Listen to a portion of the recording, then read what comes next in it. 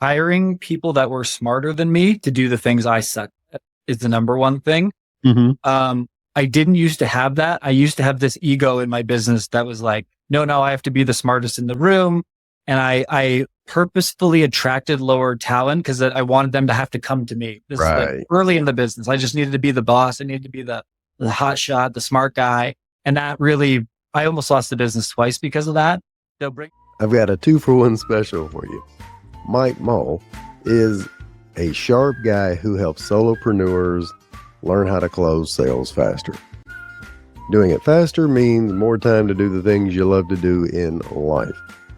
And better yet, he practices what he preaches. He doesn't work a 5-day work week. He, in fact, it's down to so few days I'm embarrassed to admit it. He dives into both. Great information here. Take a listen. Do more by doing less. With me, Charles Alexander, for small business owners, startups, and busy folks. Tell me, I got a couple of things that I really want to get into. You're great at simplifying things in terms of shortening the sales process, making sure it works.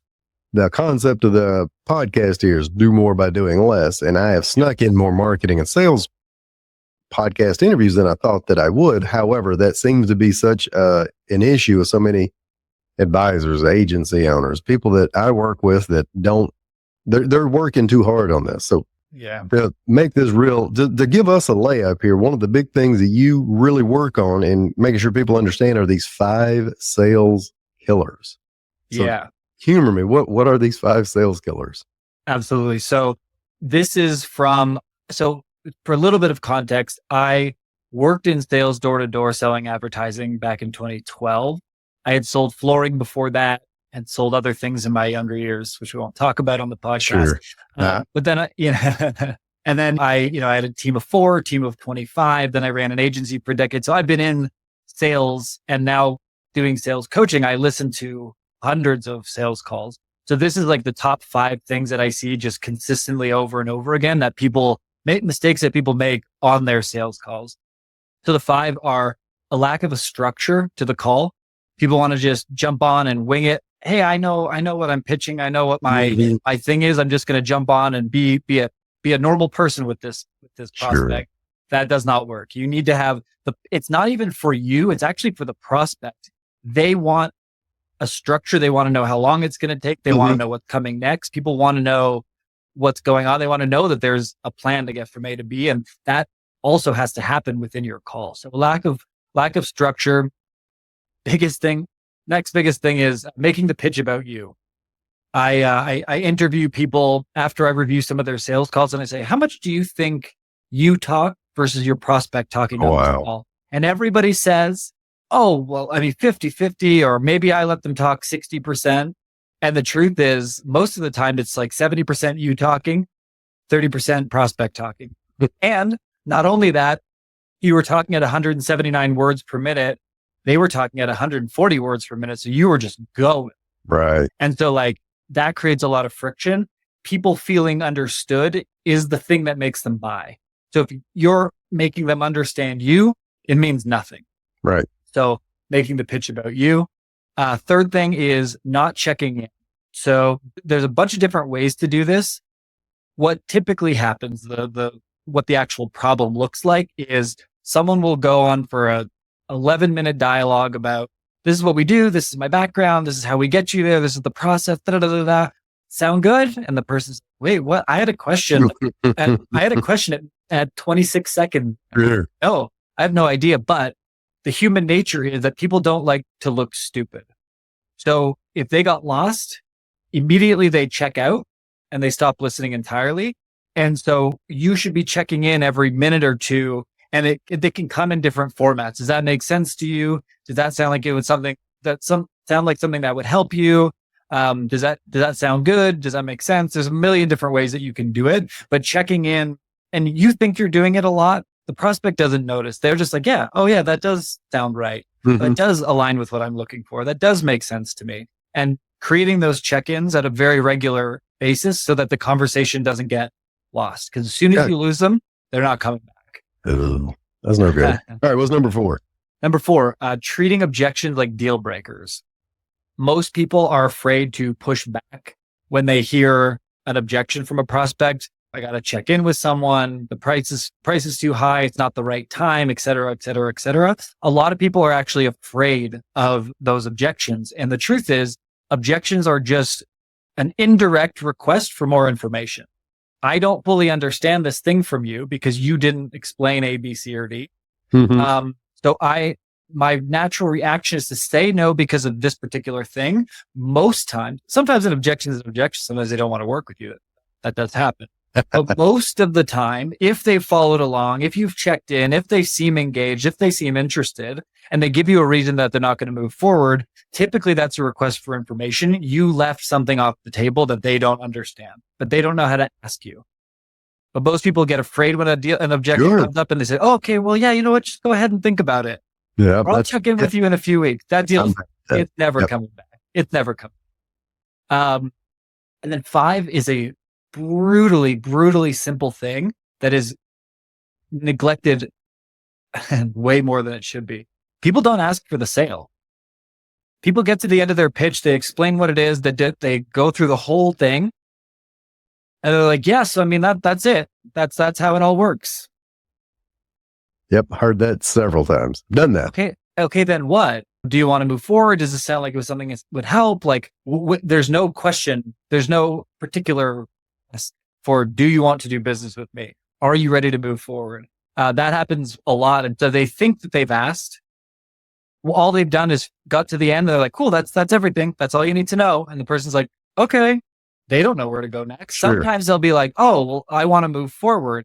But often that's not how it goes. You need to ask. You need to direct the question. And a lot of times it doesn't happen. Got you. So that's a lot of good information in a short period of time. So I'm going to selfishly go back to the top. First one, lack of structure. How do I structure? And I know that each sales call is probably different and it's going to be different for different entrepreneurs. But what does a normal framework, a normal structure look like for me to set up a sales call?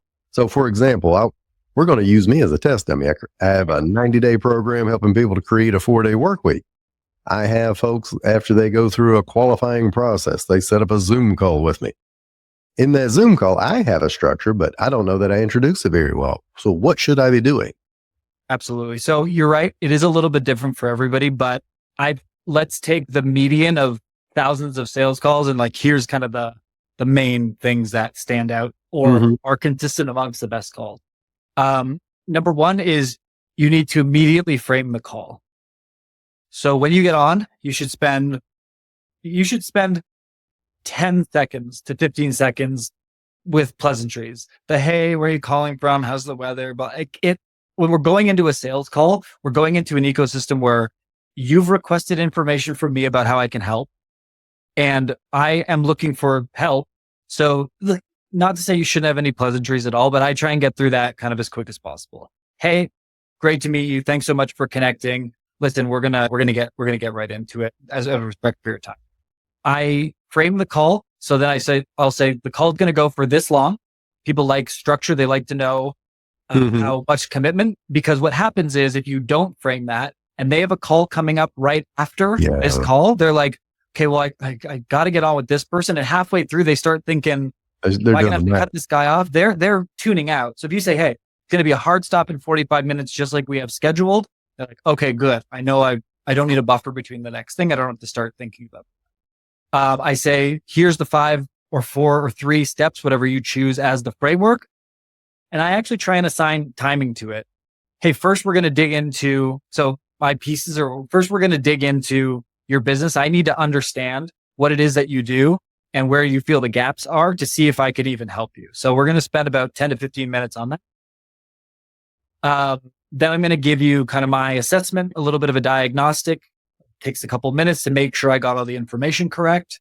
And then from there, if I feel like there's alignment, if I understand what you do, I'm going to introduce what I do. If not, I'm not going to push forward on it. But it'll take me about 7 minutes to walk through what it is that I do. And at the end of the call, we're going to see if there's alignment to make a decision to move forward. So I give them what the steps are. So even if if they're at step 2, okay, I know what's coming next. It's step 3. That's going to happen in about 6 minutes. We're going to be done before 45 minutes. So that's it. So 45-minute call with either a 3 or a 4-step frame, depending on who it is that you're selling. But I go quick intro, exactly how the call is going to break down, discovery. So, and I try and spend the majority of the time there. I try and spend 50% of the call attacking the things that they're going through. I also, within that, will have some challenging questions. So, hey, in the next 3 minutes, I'd like you to tell me your pricing story. And they're like, the heck is that? Right. What was your price when you first started? Anytime you raised it, what was the evolution of that? How did you make the decision, and where is it at now? And like, how comfortable do you feel in your current price? Because it usually is like, well, I just kind of made it up at the beginning. Saw this guy price it here, so I figured I should be there because I'm new. Sure. This guy has a better website than me, so I brought it down a little bit more. And there's a lot of illogical pieces. But what happens is when they start saying it, you can't say, hey, well, in our program, we're going to go in and fix your pricing if they don't know they have a problem with their pricing. Right. But when they start saying, oh, I don't actually know why I do this. And like, cool. Like, do you have margin to hire people to delegate the work? I mean, no. So you're basically just a freelancer for multiple people. Sure. Crap.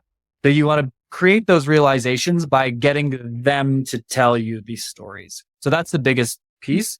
The part about if we're a good fit in the diagnostic is very quick for me. Like, I understand your business. I've helped people just like you. I'm 100% confident we can do something. So can I tell you about how it works? Right. And then we go into that. And then I leave about 5 minutes for the close. I try and close on the call. I try and close on the first call. I don't push. I let people, if they actually want to go think, I will go through the objections if they need to think about it. Fine. I do it in a very relaxed way. My closing is very relaxed. But we're going to get that because that's 4 and 5, because those objections, I don't ask a lot of questions there. But so the second thing, though, in where a lot of people don't get this right is when they start making this pitch, they're not doing 50% discovery. They're doing 50% features, advantages, benefits, awards, experience, certifications. So how do you go about helping someone realize that they are not doing, they're doing it in the wrong order? Yeah. So when I get a call recording from somebody, we put the video into Fireflies. You can use any different thing that transcribes it, but Fireflies will say person 1 talked for this long, person 2 talked for that long, person 1 talked at this many words per minute, person 2, and then so it's just creating the awareness, and it's like, oh, in my mind that's not how it was going, but the data is right there, it's right in your face. So once you see it, it's like, oh man, I am talking too much. I gotta take it down. So that's as simple as that. I just throw it into a transcript and then it does the summary of how much and how fast. I think Zoom does that with a certain, well, even with their like bare minimum 1, but I've noticed on webinars or even discovery calls, it'll show I talked this much or I talked at this pace, which is crazy. I'm here in Tennessee, I'm a Southerner, and we are known for speaking slowly. However, on sales calls, apparently I must hit overdrive and go as fast as I can because I'm trying to cram in all the information, which is pointless because they're not catching all of it. And I need so you're saying, and I got a good buddy of mine that he even has a site based on this, but they need to be you need to be listening 70% of the time, preferably. Gotcha. Listen 70. So as I'm doing that, as we're having conversation back and forth, and I think I know what you're talking about. You got to continue to check in. My son, 11 years old, playing football right now, and a lot of these kids have never played football, and we got different coaches with different methods. Some of them will explain something very short, briefly, and then they'll say, now, do you understand that? Who has it? Who doesn't? Others will go into a 30-minute a monologue there, and they say, all right, everybody got it? And you can see all those kids' faces glazed over, and nobody ever raises their hand to say, nope, I don't have it. Yep. People don't like to look stupid. And even when I'm explaining like my 4 steps to creating transformation, I'll go through step 1, talk about why it's important, talk about what's involved in it. And then I'll say something like, does that sound like it would help you? Or how do you think that would how do you think that that would impact your business? Do you think that would be a positive experience for you? Does that make sense to you? Does that feel aligned with what you're trying to accomplish? Any one of those things. But I'll check in on a 45-minute call. I'll check in 15. I'll do 15 times. Please. Whoa. So once every 3 minutes? Yep. And that's within the fact that I'm only talking 30% of the time. Right? So they're talking 70, I'm talking 30. So now we're talking about 15 times in whatever that math is, right? Like, well, like 15 times in 15 minutes, dude. Yeah.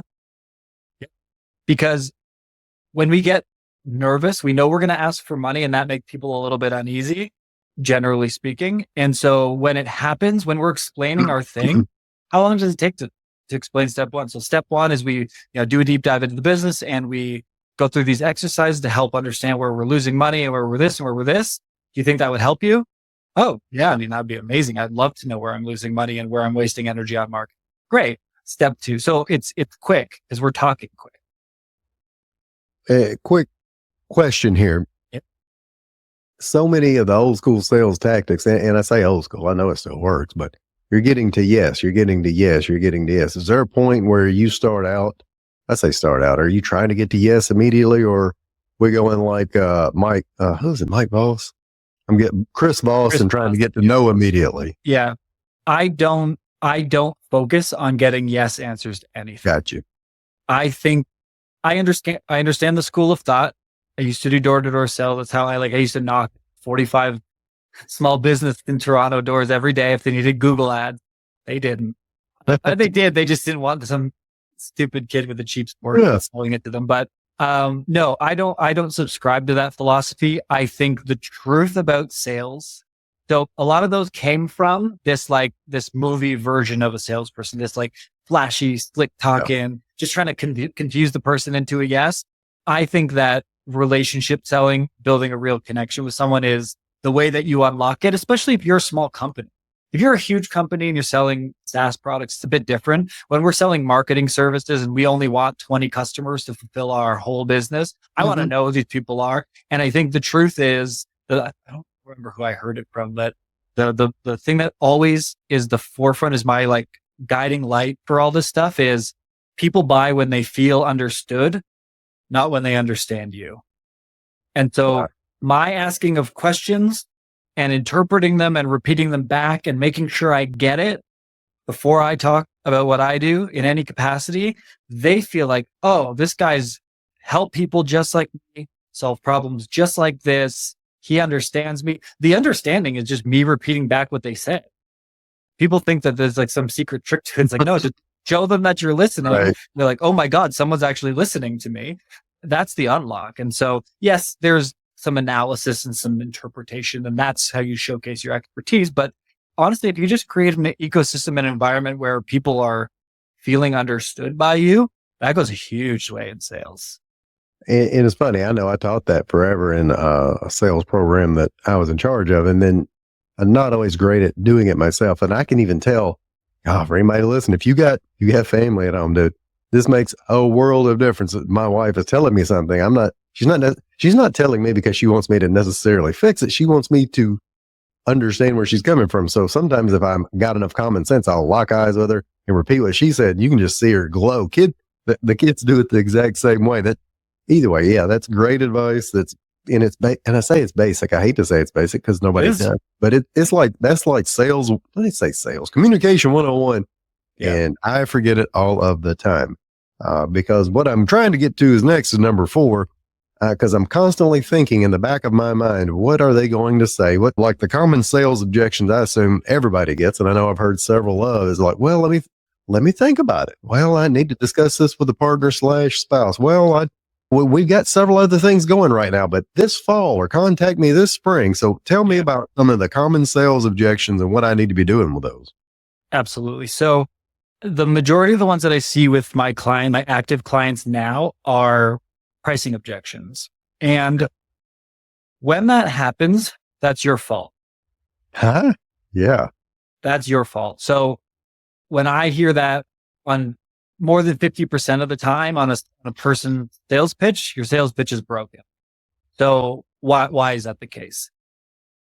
if the value that you create is substantially higher than the price that you charge, people shouldn't have a problem paying that money.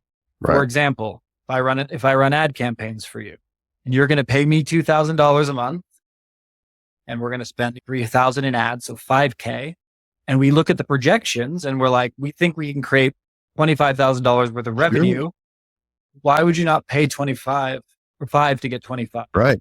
The logic doesn't check out. So something that you've said has left that they haven't made the connection from A to B. There's something there.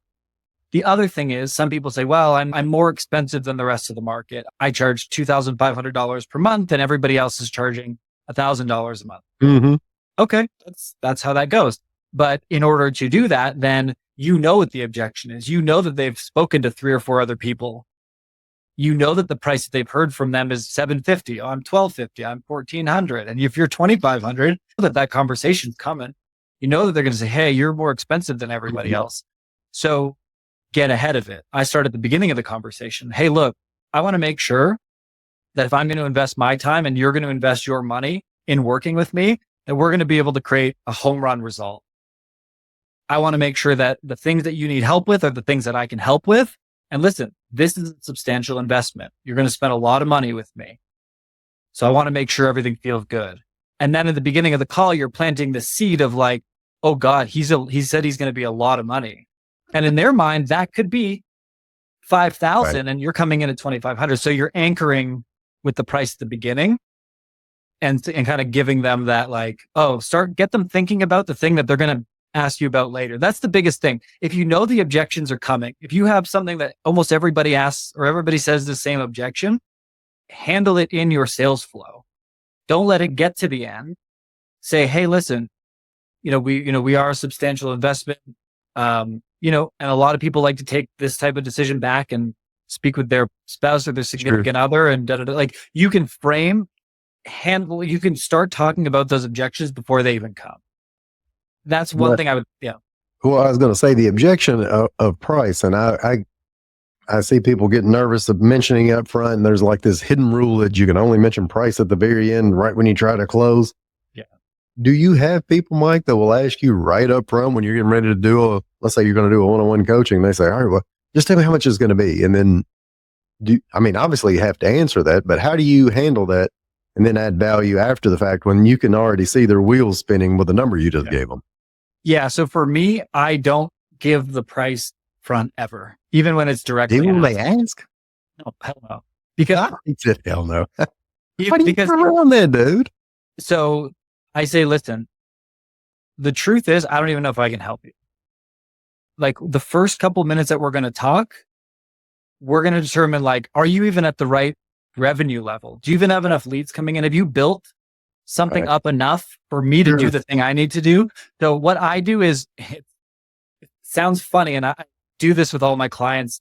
The best situation that you can have at the end of a sales call is have somebody say, hey, I would love to work with you if you'd have me. Right. And so in order to do that, what I do is I say like, look, I don't even know if this is something I would take on. And I don't say that with cockiness. And when you're at the beginning, when you're first starting, it's hard because you're like, I need revenue. I need things to work. Once you're a little bit more established, it's a little bit easier. And it is the truth. Like I'm at my stage in my business where like, if you're going to be a nightmare of a customer or like you've got a bunch of stuff broken inside your business, here's a perfect example. When we're selling ads, which I don't really sell anymore, they'll say, oh, okay, well, how much is it going to cost? I say, listen, we're going to get to that. And I'm not avoiding the question. I'll be very transparent. You're going to know exactly how much it costs. What I need to know is your business ready for advertising? They're like, yeah, of course it is. We're looking to grow. Okay, cool. Let's talk about it. So how many leads do you get now? Like, how much traffic to the site do you get? Okay, this month. How many of them fill out the form and become a lead? This many. How many of those leads do you actually get in touch with on a sales call? This many. How many people of the sales calls do you convert? This many. If there's a broken train of thought there, or they say, oh, we get 50 leads a week and we talk to 2 people. No. Right. You have an operations problem. Me doubling your leads. Want to know what's going to happen? You know what's going to happen? You're going to spend the money and you're going to blame me when you have an operations problem. There's nothing to do with my marketing. You're not ready for this. I'm not taking you on. And so when you put it back on like, you need to prove yourself to me, which is true. That I think a lot of people in sales, and I heard this from Jeremy the other day, I was watching a YouTube video, but it's so relevant. It's like when we're selling, we have this mental thing because we've talked to annoying salespeople on the phone. We put ourselves at a status way down here and the client up here. The truth is somebody's on the phone with you because they have a problem. And I do an exercise that says, okay, take that problem. What happens if in 60, 90, 180, 365, what happens at those time frames? 1 month, 2 months, 3 months, a year, whatever, half a year, however you want to structure it. But it's like, what happens if they don't solve that problem? And if it's my pricing is bad, my operations are crappy, I have no leads. If I don't solve that problem, I might just be out of business in 6 months. And so knowing that they're coming to you and you're a person who solves those problems, you need to elevate your mindset with, you have to prove yourself just as much to me as I need to prove myself to you. There has to be a good collaboration. There has to be a good, to make a good contract work with someone. They have to be ready for you. You have to be ready for them. There has to be effort, energy. Working with someone, a new vendor sucks. Like bringing on a new accountant, bringing on a new ad agency, bringing on a new social media person. It's a nightmare. Like there's no easy transition into this stuff. And so we're both going to have to invest time and energy to make this thing work. I want to make sure that I want to invest my time with you just as much as you want to make sure you want to invest your time with me. And I try and set that tone so it doesn't lead into as many problems at the end. And that's a good lesson for anybody. It can be its own podcast episode. Is how do you select clients and how do you make sure that you're a good fit with each other? Because everybody uses that term. Well, I want to make sure we're a good fit. And I've heard a ton of salespeople or people that are entrepreneurs that play salespeople that, well, I make sure they have to beg me. But I've been on their sales process before. They don't do that. That's just something they say, and then they take on the wrong clients. And I can tell you, me personally, I have an explainer video business. I have the coaching business. And it took forever to get to a point where I say see red flags. You have your own list of things that aren't going to work. If it's an explainer video, if somebody thinks they make a 90-second cartoon that it's suddenly going to generate or double their leads, I've turned that down for like, gosh, I appreciate we having this conversation. Here's the other things you need to do in advance. And there's no way that doing this is going to help translate that. So anybody listening, if you're a coach, advisor, agency owner, that's advice that's worth the whole podcast right there. So finally, number 5, and I think I do this from time to time. It's bananas. What do you mean people aren't asking for sales? Yeah. So a lot of times this comes from underconfidence. What I see, the number one reason for this happening is I've got this price. I want to land this contract at this price. I don't have a belief in it. And oftentimes they're underconfident about a price that should be 5x what it already, Right. It should be 5x, and they're not even comfortable at this low rate. And so what happens is they get all the intel, they explain the whole process, and they say, yeah, I mean, that's everything. Any questions? The person's like, no, I mean, I get it. Like, okay, well, just let me know. Huh? Let you know. You did all of this work. You've got them, you got them invested. You've got them believing that what you do is a good fit for them. You've aligned with it, feels like the right type of person that you want to help. You got to ask. And so there's a couple of different ways that I like to do it, but the straight up fact is that just some people just do not ask, hey, do you feel like you're ready to move forward with this? Do you have any objection to moving forward with this? Are you ready to go? You can make an assumptive close. Great. Should I get where should I send the paperwork over? There's a bunch of different ways to close, and you got to do something that feels natural to you. There shouldn't be, with all this stuff, there shouldn't be a script. There shouldn't be a gimmick. There shouldn't be a punchline. There should be something that you're grabbing from. The words that come out of your mouth should feel like the way that you would want to hear it and the way that feels right for you to say it. And I think a lot of people, they watch these videos and they get the whole oh, next week, does Tuesday or Wednesday work better? Or on Tuesday is 4 or 6 better?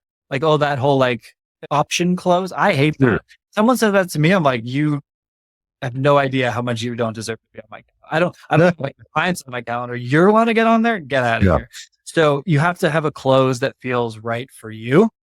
And what I always say, like, what is the thing that would make me say yes? And so for me, if I'm pushy, if someone's pushy with me, I'm completely checked out. I might even just jump off the call. I don't like the high pressure close that like, oh, but if you don't do this, it's going to be this problem. Like I hate that entirely. So like my close is this. It's like, look, it sounds like based on what we were both saying that there's a huge alignment. I think I can come in and in the next 6 months, we could really help you move from point A to point B. Is that the feeling you're getting as well? Yeah, you know what you said makes sense. I need these systems. I'm missing this and this and that. Sounds good. And then for me, it's just like, great. Would you like me to be the person that helps you move that forward? And they're like, huh, yeah, I would be. So I'm not even asking if they want to close or not. I'm asking if they want me to be the person. Sure. Because they clearly want that problem solved. So my question is, am I the person you want to work with to solve those problems? And then if they say no, then I go through whatever objections. And if they say yes, then we're done. And it's not forced, it's not pushy. It's just, do you want me to be the person that helps you fix the problem?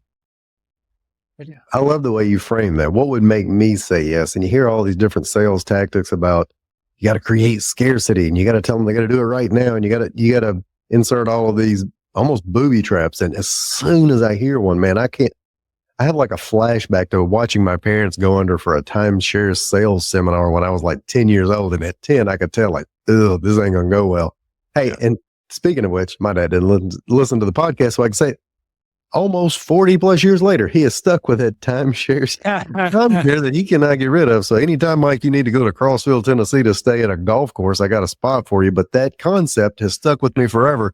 And when I hear certain calls to action that sound like that, man, I recoil immediately, and I can't imagine other people don't too.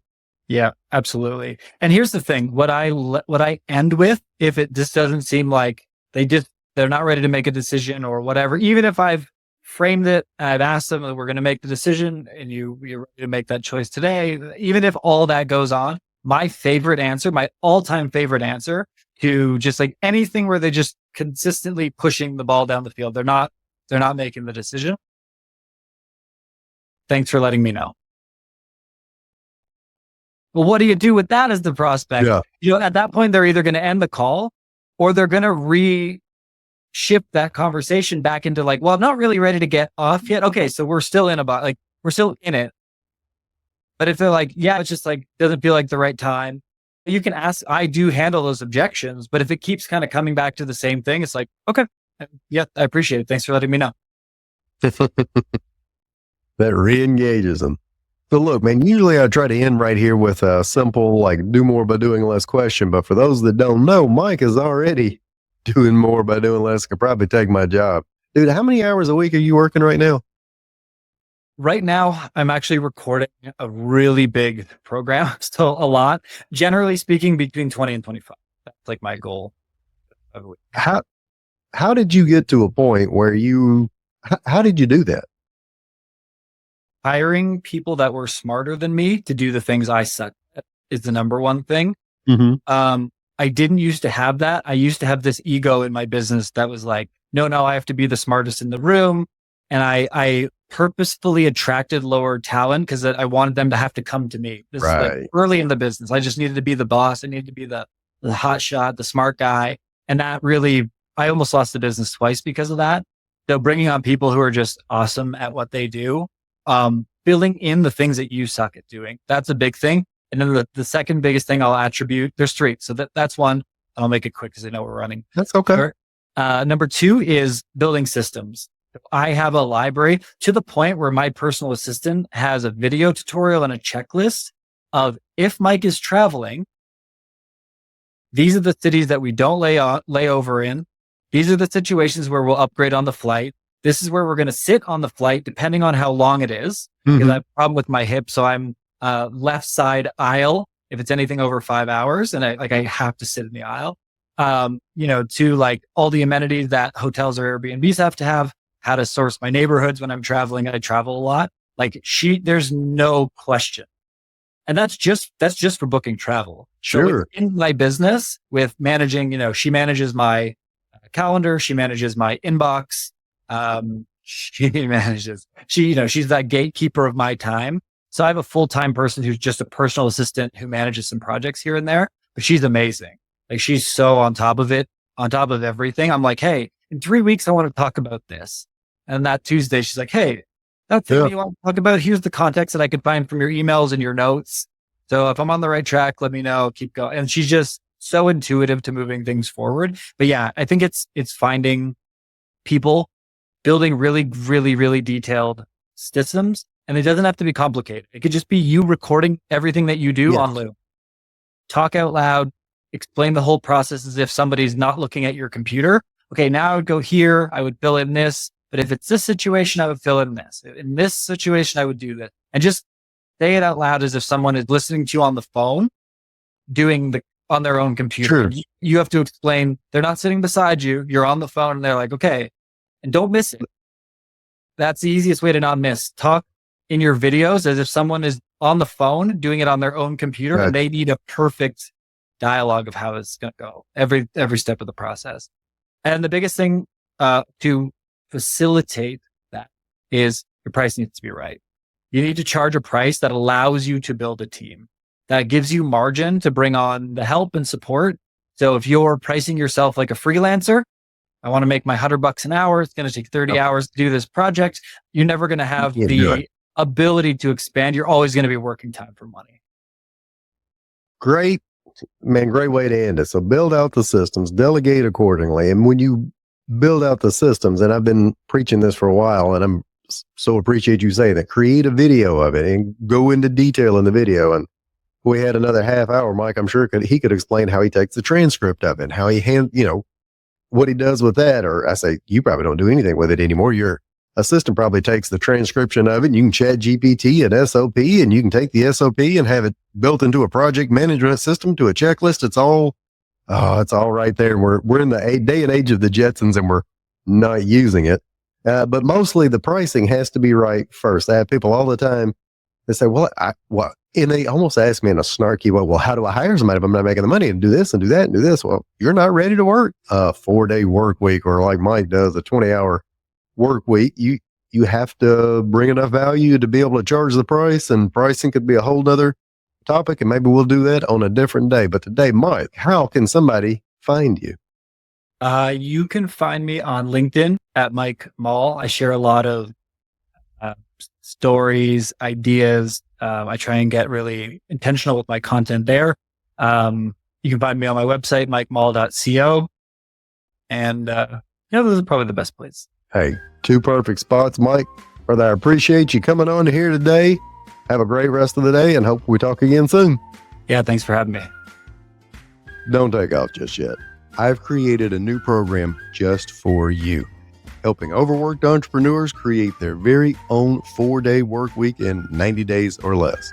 Look, if you'd rather spend more time with family, friends, traveling, exercising, having the time to do what you want instead of, putting out never-ending fires, tackling another to-do list, and checking email at 9 p.m., then go to my website, yourcharlesalexander.com. If you've created the income you want but don't have the time freedom you deserve, then this is for you. And as always, if you don't, an angel may actually lose its wings. True story. Have a great day.